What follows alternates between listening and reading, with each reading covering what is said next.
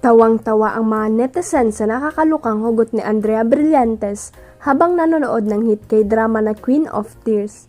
Naglabas ng kanyang salubin ang kapamilya aktres tungkol sa kwento at tema ng naturang Korean drama na natapos na last week sa Netflix.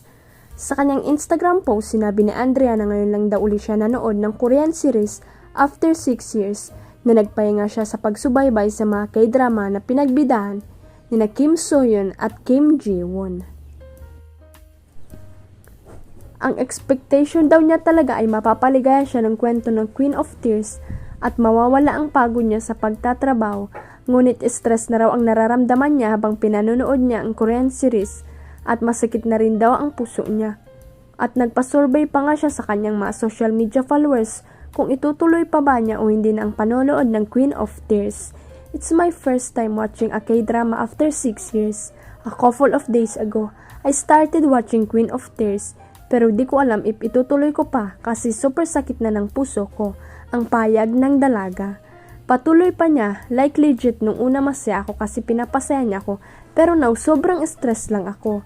Pagod na ako kaka-work araw-araw, akala ko pa sasayain ako ng K-drama na to pero di pala, ang hugot pa ng kapamilya star.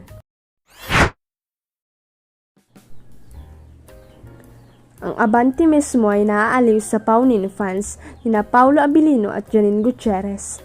Marami nga kasi sa kanila ang nagme-message at grabe talaga sila kung mag-react dahil obvious na may something special na raw sina Paulo at Kim Chu.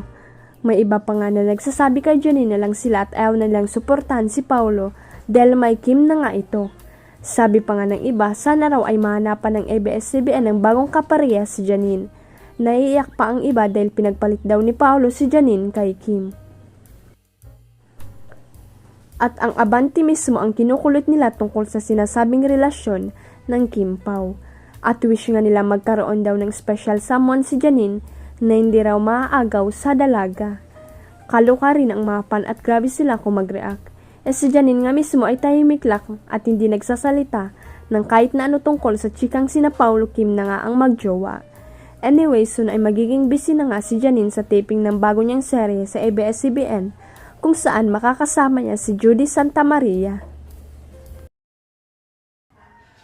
Huwag kalimutang i-click ang subscribe button at i-ring ang notification bell para sa latest at legit chika updates.